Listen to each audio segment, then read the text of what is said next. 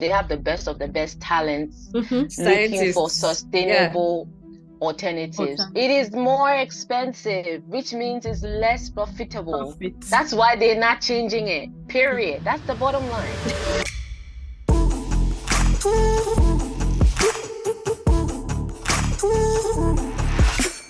Welcome to the Sustainability Nugget podcast. I am Rarasu Maraibi. And I'm Tosin Folorunsho. On this podcast, we learn about sustainability by discussing various related topics while focusing on three pillars: the economy, the society, and the environment.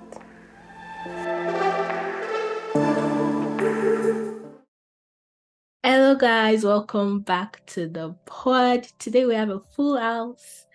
We have Tosin here and we have a guest, Mira. She cannot be on camera, but yeah, she's here with us, and this is going to be like a sausages episode where we're going to be talking about toxic beauty. But before we dive into the episode, we want the guest, Mira, to please introduce herself. Thank you so much, Jennifer, and thank you so much, Tosin, for your flexibility and for all you do. Pretty much, this has been an amazing journey, and I appreciate all you do in contributing to people's resources and learning about different sustainability nuggets, right? So my name is Samira Munkaila. I go by Mira Moves on YouTube. I have a YouTube channel just like you. And I am very passionate about providing info for international students worldwide about scholarship opportunities and about different resources essentially that they can use in making their academic journey and inevitably their professional journey as well much better than how we know it to be. So yeah, that's what I do. Professionally, I'm a chemist. I'm a PhD candidate at New York University here in the USA. I have a master's in chemistry and material science from North Carolina A&T State University in Greensboro. And I have a BSc in chemistry as well from University of Cape Coast in Ghana, UCC. So yeah, that's me, Mira. Awesome. Because this is like sausages of your week and any major updates in your life. Girl, Yeah. you already know. We went to Novoche, which was a week long. And it was an amazing experience. My voice is a little bit husky because I left the lab really, really late last night and I had to catch up on sleep. But yeah, we are alive and kicking. That's what matters, right? So yeah. So now it's your week. My week was busy, and like most other weeks, it's sort of been like that. So, major update first, so people can understand where I'm coming from. I just resumed my PhD this August. So I transitioned. Congratulations. Thank you. Thanks, Mira. So I just transitioned from working full time to being a graduate student. So that's been interesting, just trying to adjust to that life first of all, and doing so many readings of academic material. So yeah, my week has been classes plus a lot of readings. But yesterday I actually got to attend a very cool event hosted by a non-profit organization called Five Gyres. They do scientific research on plastic pollution in the ocean, and they were doing a launch for a new seal to track the sources of microfiber in our waters, which microfiber is from textiles, clothing, and carpets as well. Many other things, but yeah, textiles. So I think for me it was nice to wrap up that week with a nice event that wasn't, all school based, but still focusing on saving the environment and creating awareness about some of the issues that we discuss often. Yeah, please can you tell them what school and what PhD program? I'm proud of Tosin. Yeah. Thank you. So I'm going to UC Berkeley, that's University of California, Berkeley, and the program is Environmental Science, Policy and Management. My research interests are in textile waste and circular economic transitions in the fashion industry. So for me, my week, Mira, like Novuche, after like I came back from New Orleans, like I fell sick actually. Oh no. Oh no. I've been sick, but I'm good now. Like I don't know, I think I got something like COVID from New Orleans. I'm Did Are you fragile. you test kidding me? yourself? Wow. I didn't test, but like all the symptoms were there, so I just like stayed at home and like was Mm. just taking medications. But now like I'm clear and also, but it was all of the COVID, all of it, like loss of taste, like fever, Oh wow. my throat, like everything. It was bad. So, but yeah, so like I spent from Monday to Thursday trying to recover, but Saturday today I'm good. So, yeah, That's good to know. yeah. You should still do a test, Well I done. think. You think I should still do the test? Yeah, Okay, maybe I'll try to get just check. like a... So yeah, let's dive into our topic for today. What does toxic beauty mean to you? First of all, beauty is in the eyes of the beholder, right? In the cosmetic industry, which I believe is what we are focusing on, because toxic has to do with chemicals, right? Because literally everything around us is chemicals, both synthetic and organic, right? Cosmetics over the years has been like an integral part of our lives, from pre-colonial to like the old days, back back in the day till now. It's either people are using charcoal to clean their teeth, or like use I don't know if you know this, in Ghana they call it koli, which is like a black activator coal thing where you put in your eyes for beauty purposes, and We it call still it zero. serves. Oh, okay. Oh yeah, zero. Yeah, so that's like activated coal where you put in your eyes for beautification, Mm. but eventually it cleanses the eyes. Like, so I feel like cosmetics has become like an integral part of our lives, to enhance appearance, boost confidence, whatever, right? But like some of these products, as time goes on, these companies that create these products have one goal in mind, which is profitability, right? So it's like whatever they need to do to make the products last longer on the shelves, be sustainable on the shelves, and like still deliver is what they'll do, and still cut costs and make profits, right? So there are different things that constitute toxicity in the beauty industry or like cosmetic industry. And I guess as we delve into it, we would like start to like talk about like the different chemicals we should watch out for and stuff like that. But just so you know, like beauty is in the hands of the beholder. I don't think like some people who bleach their skins and make themselves prone to cancer think it's toxic, right? So it's in the hands of the beholder, in Yeah. other words. Yeah.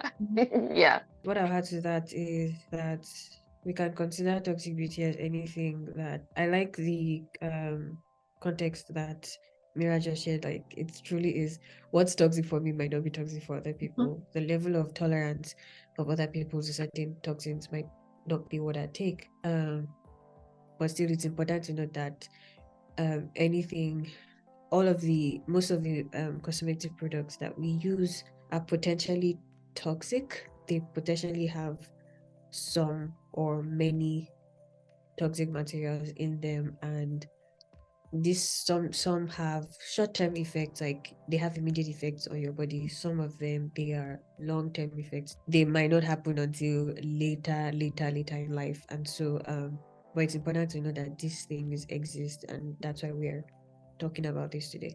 Yeah, definitely. Toxic beauty to me is like using products that are meant to beautify us, but also like this same product cause damage to our health and well-being, health of ourselves, but also of others, and even the environment. Also, like if things that you're using for yourself actually then makes you end in the hospital and all, is it really worth it? Mira, like I saw that you attended an event, I think it was earlier this year or last year, organized by, I don't know how to pronounce it, please can you correct me, Societe de Cham Industrial. Mm-hmm. Did I pronounce it correctly? Well, it's a French word, and I think any pronunciation is fine. So probably not French, but we're gonna be pardoned, right? Yeah. So I know, like, I saw like you were writing about like that you guys talked about ingredients and sunscreen, and like that's something like we would like to learn about on this episode. But like when we talk about ingredients, I would like you to just tell us anything you know about that. But before we go into ingredients, I want to talk about personal encounters. Like, have you had a personal encounter with like having adverse effects from a beauty product, or do you know anyone that has had such? So if you can just say a short story about yourself or someone else you know. Back when I was in high school in Ghana, I have a very sensitive skin. I kind of like had boxes on my body on the last day of WASI exams, because I had to do, like in Ghana we call it all night, where you stay up all night, and I ended up lying down with my classmate, whatever, and then because we needed to like go bounce back to the, like write the exam early the next morning. So I came back home from the exams and I had rashes all over my body, and it developed into like boxes. It was just insane. And there I was forming like fine girl, no pimples, and what the hell is going on my skin? So my face became like, messed up. That time, skincare, I'm not that old, but it's like skincare isn't what it is right now for us in Ghana, right? Yeah. I got this brand. I don't want to mention their name. I don't even want to say the initials because they are very popular. Sister, literally. As soon as I used this mild cleanser, oh my God, the burns I faced on my skin was insane. Granted, I already had an irritated skin, but I went, you know how you have like super mild, gentle on the skin, like, and I ended up with permanent sunburns on my two cheeks, right? I still see the products in the market. Surprisingly, they've now like they have different like colors and Branding. like flavors, and I don't know, it's really big. They have a cleanser, like I got the whole thing, like the cleanser, the toner, whatever. So I feel like that's my personal experience from using these things. And so it's like Tosin, right? Like Tosin correctly said, these things say, oh, no toxic, no toxic, but the level of toxicity might not be what you are like privy to know, right? So it might be toxic, but the level. So it's all about the level of toxicity at the end of the day. Because if we are working with chemicals, some of them are still like toxic, but it's like now boiling down to the level of toxicity. Mira talked about her personal experience Personal story. with someone, which is devastating. Do you have any? The one I'll share was also from my childhood. I remember that my mom changed my lotion. So I applied this particular lotion on I used to apply it on my whole body, but I used to rub a lot of lotion on my palm, on my hands, because they used to get dry easily. And then I started noticing I had rashes on my palm. And I was wondering what happened. Where did this come from? I thought I was reacting to something. And my dad was just like, okay, let's wait. Maybe it's the cream. You just change your cream, right? I was like, let's try not using your cream today and then use it again tomorrow. And let's see what will happen. And truly, I did that. And I found out, immediately I rubbed, like a few hours after I rubbed the lotion on my hands again. And then I also rubbed it on my forearm as well. My skin broke out, and that was my first experience with being exposed to something that's toxic. It's not that the other materials I'd used weren't toxic. I think it's just the level or the Like the concentration of exposure. whatever. I think it was the concentration of whatever it was that was in that cream that brought the immediate effect. For me, I would say mine was very recent. It was not like a body product, but hair product. Person knows about this. Like we tried coily perm, me and her. Like in the past. That's another more recent experience too. Yeah, and like we've stopped using it because of I was breaking our hair. But after I watched a documentary or a film called Not So Pretty, I think, and they were talking about like how they were exposed to like toxins and all, and some of them through coily hair products. They talked about how it affected their skin and someone talked about how it affected their ear, and that's when I was like, what? Like in the past year, 2 years when I was using that coily perm, I've spent over $1,000 in the hospital trying to check my ear, and they're not seeing anything. Wait, which your hair, like hair No, or my ear for ear. Oh. Yes, like I'm telling them, like there's something, I don't know what's up. They've done scan and all, and they didn't see anything.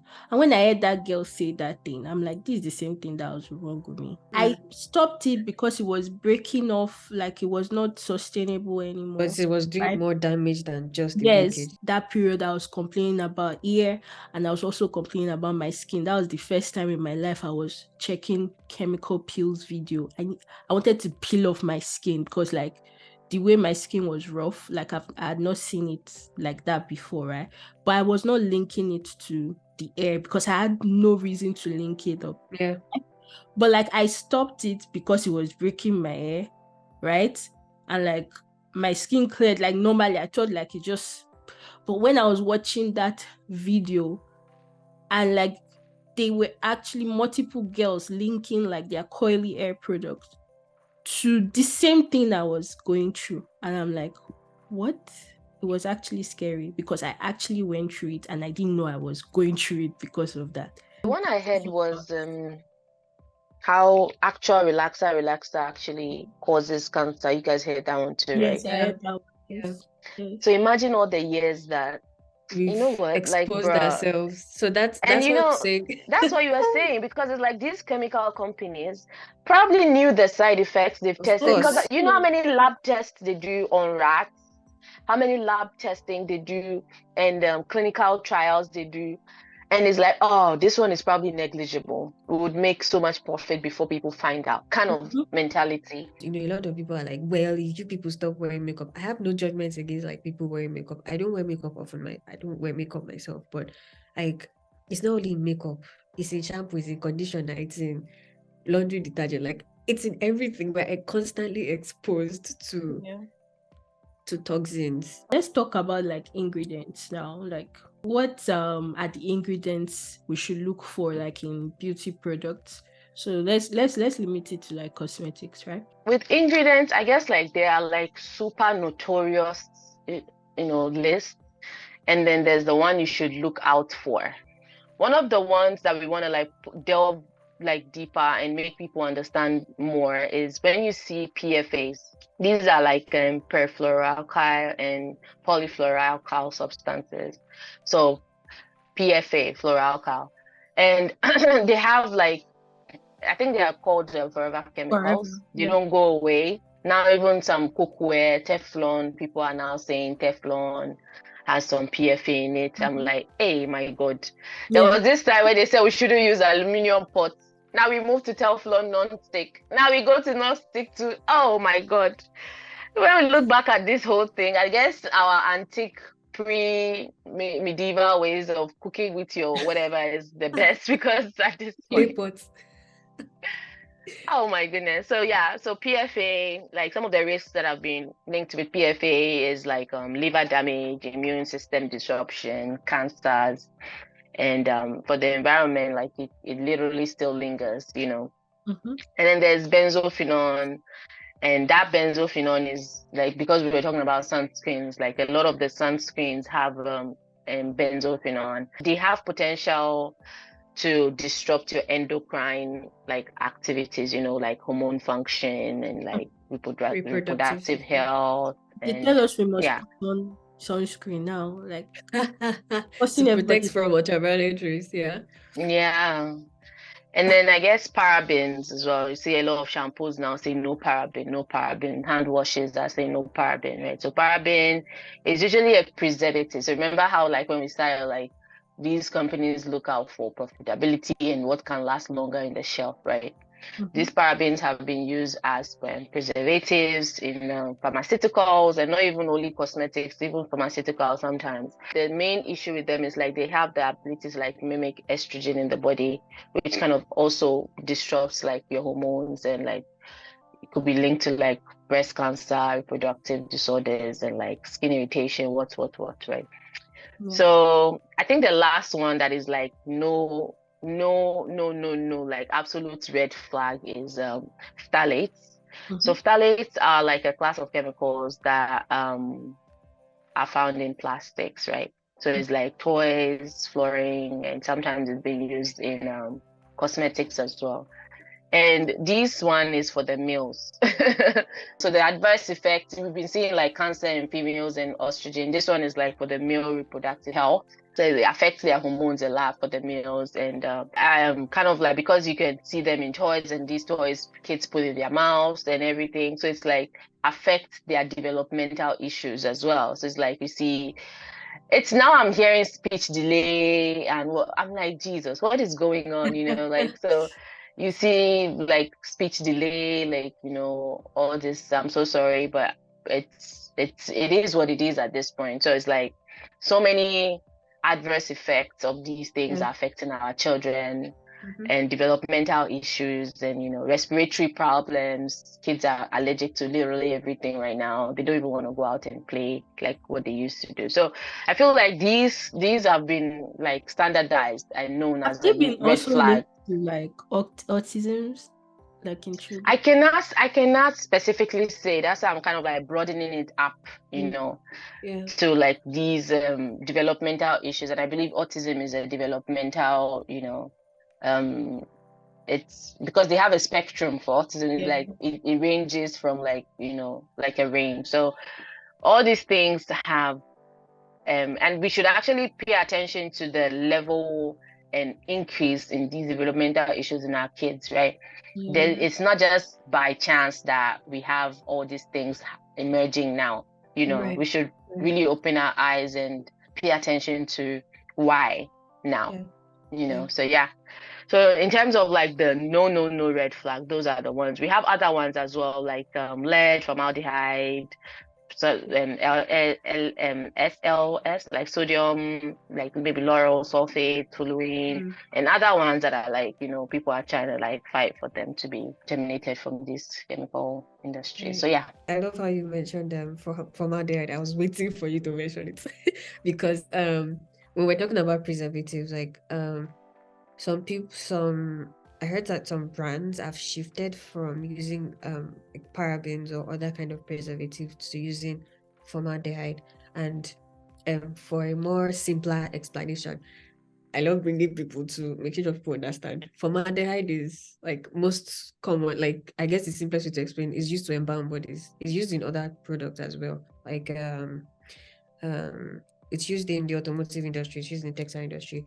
But I've heard that some people when now use it in so-called clean products, like clean cosmetic products, as a replacement for the other toxic chemicals, and then they've renamed it.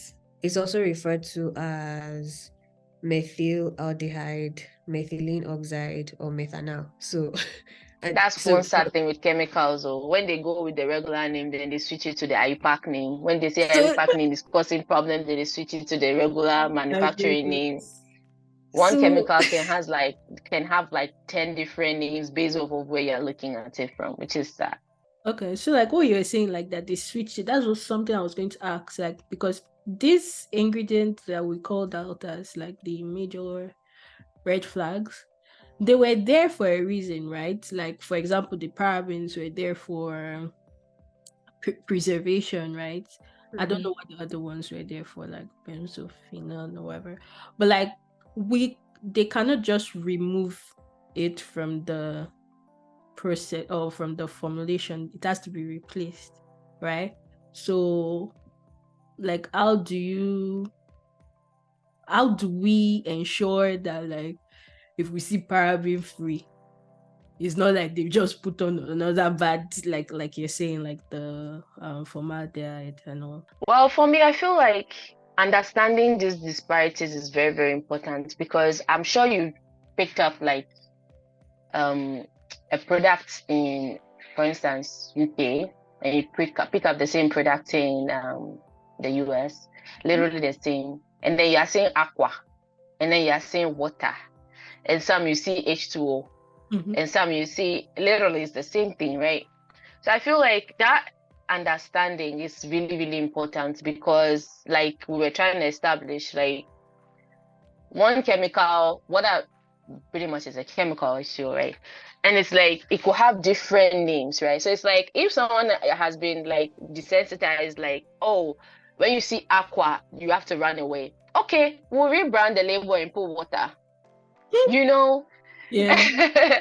so you just need to like be very, very, and it's a lot given the fact that this is not my field. Yeah. I'm a regular person. I just want to smell good. I just want to look good. Is it too much to ask? Do I now start getting a degree in chemistry simply because I want to, understand what I'm putting in my body or on my Right. body, or, I Yeah. feel like us doing it might be as little as listening to this podcast to just learn, or it might be as little as reading one article, or it might be as little as just watching a documentary, actually. Right. And I like the fact that a lot of people are coming out talk about these things, because if the noise wasn't made about forever chemicals, trust me, these companies will continue. And like Tosi was saying, like they know, but they're gonna keep short, because why? They are still making profit, and they forget that it will come back and bite them, because their families are also using these products one way or the other. True. So I feel like that's information and understanding these disparities is very, very key, very important, because we need to know. Like again, like I just wanted to like you pointed out, put out that post, because it's like, do you know that sunscreen is considered a cosmetic, a pharmaceutical here, and it's considered cosmetic outside, and it's like the way they are treated is completely different, you know. And it's like all of these things, the agenda is sometimes agending. So it's like we cannot place like correct. It's just a lot. It's It's a a lot. lot. Trust me, it's a Mm. lot. Yeah. Yeah, it's a lot. Yeah. It can be overwhelming to deal with, and yeah, I don't know if I know if I can answer your question to how to like what to watch out for, because even when you read, I got to a point from personal experience, like if sharing my own personal experience, I got to a point where I wanted to buy sunscreen, and I had this, and Jennifer, I might come up to it later on. I installed this Clearya app because I wanted to at least be able to tell. So I did the scan. I scanned the product. It was a Neutrogena product, I think. Because I use Neutrogena products currently for my face. I'll be open about that, because that's what so far I've seen that worked for me, that I wasn't reacting to. Um, and I only use serum. I don't use face wash or anything. I wash using water. Um, but yeah, I only use serum, the what's it called? Moisturizer, and then sunscreen. And it's all Neutrogena. Because I'm like, let me keep this one product. If I'm changing products and I don't know what I'm reacting to. Yeah. But I couldn't find the particular sunscreen that I'm using, that particular one. And so I found other Neutrogena sunscreens, and I just used this app to scan. But it showed it was I don't know, the result wasn't clear, because it was like, oh, you are exposed to potential risk. I'm like, so what am I supposed to do with the information? How does this help me? I got frustrated, and so I just dropped the stuff. I didn't buy it. But for most people, it's like, well, exposed to this potential risk. Most people would still pick it up. Well, I need sunscreen anyway. They say if you don't wear sunscreen, you could get darker. And it's also in the way, uh, um, Media. the way society or media, whatever, has placed on us to, yeah, pay attention to your skin, and like use a product to, you have to be using a product to look You good. have to have Like you have to 20 be using steps. a product. Yes, you have to have all of these steps to look good. I'm like, maybe just maybe, instead of following that pattern, try to cut on all these steps, or see which step may be affecting your skin. I Okay. don't know. Yeah, I know. Tosin, I was discussing with you before the podcast started. Like when I was asking about that parabens, like Yeah. parabens is removed and it's meant for preservation. And let's say they don't replace it. Wouldn't it cause more harm than good, Yeah. because Mm-hmm. it was preserving it was preventing bacterial growth and all. And now if you now Yeah. have something that doesn't have preservative and you now put bacteria on your face, wouldn't it like Yeah. Yeah. Jennifer, the key thing is these guys in R&D are having the best of the best. I mean, you saw this. They have the best of the best talents looking for Scientists. Yeah. sustainable alternatives. It is more expensive, which means it's less profitable. Profit. That's why they're not changing it. Period. That's the bottom line. There are so many Full stop. alternatives. Full stop. There are so many, so many alternatives. When we are doing our research, the key thing we look out for is, okay, this is the trend, right? We find something that works, Cost find something effectiveness. that is, now it works, right? Okay, what can we change in that thing that worked to be more sustainable? And And note, you use water. sustainable in this term is not like sustainable as in Right, good for people, right, good for right, environment. It right. is Profit. sustainable as in, yeah. Right. So if your starting material in the lab costs like maybe $1,000 per maybe 2 gram. Okay, fine, it works. Now your next task as a researcher and R&D is to look for an equivalent that's probably going to cost $2. Yeah. And do the exact same thing. You know, and now it costs $2, does the exact same thing. Okay, cool. Now let's test. Is the harm not so much that we can pass by, you know? So it's like there are alternatives. Don't get it twisted. There are, but is it profitable for this company? That's the real question. Yeah. That's the real question. What tools or resources as consumers do you think we can like start using, navigating to help us, at least like help us make better choices? I want to start with that tool Tosi mentioned. Please share the link so we can actually download that app. So the Awesome. next Clearya app, you say you just scan it and it tells So you. it's like so you when you scan the ingredients section of a product. Oh, okay. So you put your camera on that and scan that and on the app, and then it would highlight the potential ingredients that are harmful. But you Okay. know, that's also, yeah, so it's really cool. I mean, it's Something cool, else. but for me, I'm like, okay, so potential risk of exposure or this, except I see this is safe to use, like what should I do with your potential? Right. That's a good point. Yeah, but at least it's telling you. But you know, But like at least it's telling you that, yeah, you can also, I think it just helps to screen out all the, instead of you trying to read through the ingredient list yourself, it just helps you point out, okay, this is the one, these are the ones that, this is there, this is there, this is there, this is what makes this product potentially harmful. There's also the safecosmetics.org. I've actually not used it, so but like that's something like to check out. Do you know that all these companies, not all of them list all their like Exactly. ingredients? Yeah. So that's another major challenge, Yeah. right? And yeah, I think that's where policy comes in. There are bills in California that mandates companies to, or yeah, manufacturers of chemical products or even certain products to state if there's a risk of exposure based on the components. So it doesn't exactly tell you what these products, it just says there are certain items in this product. I mean, it's a step, right? You know that you are potentially exposed to something. But for me, I'm like, we need more policies that would actually ensure transparency. Let's know all of the products that, I'm sorry, all of the ingredients that make up a product that we're using. And one of the ways we can, I guess, work towards achieving that is, I would say, simply first starting conversations, because starting conversations with people, let's spread, people listening to this podcast, me talking to my family, me talking to my friends about these things, us sharing our personal experiences, then can spur people to collective action. Like, okay, let's take this thing to a policy level. How can we sign petitions? Exactly. So that's the next question. Like, how can consumers play an active role in advocating for cleaner and safer cosmetics products? The very first thing is to increase the awareness, because you can't fight what you don't know. I feel like Tosin correctly said, like educating individuals, like listening to this podcast and sharing stuff about potential health risks that are associated with certain chemicals can really empower them to make informed choices, right? And I believe like the advent of social media has really done a good job in, like, talking about these things, right?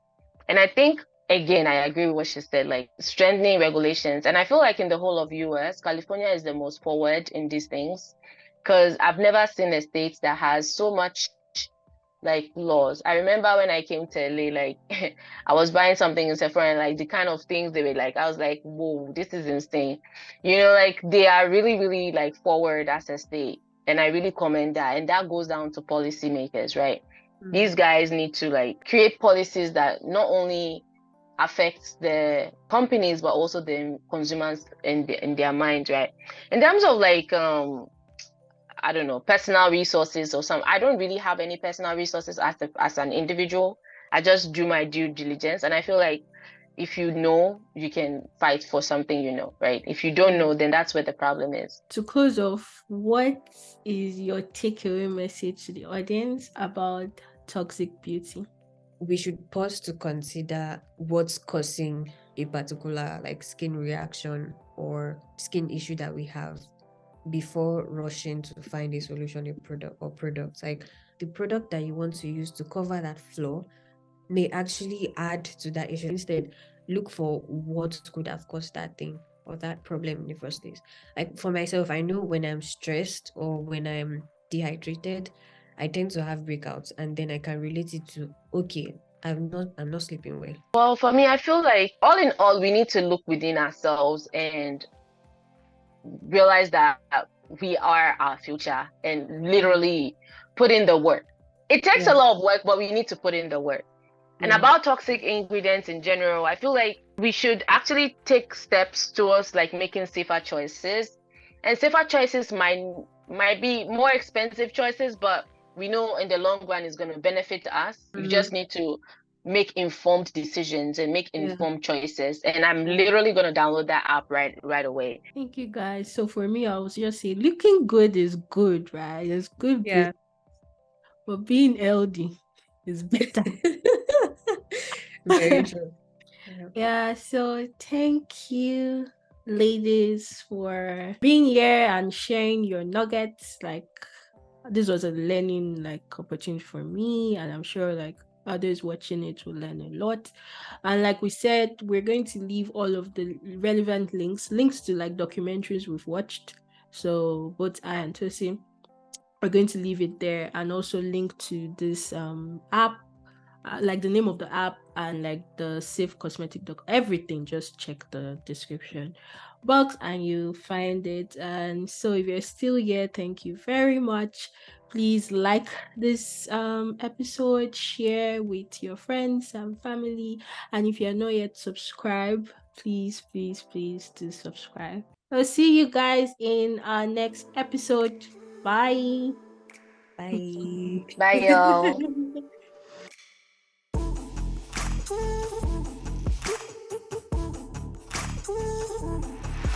Thanks so much for listening to the Sustainability Nuggets podcast. I am Rarsu Maribi. And I am Tosin Colorenshaw. If you enjoyed this podcast, please leave a rating and review on wherever you listen to your podcast. You can also show your support by signing up for a small donation to help sustain future episodes. You can find all relevant links in the description. See you in our next episode.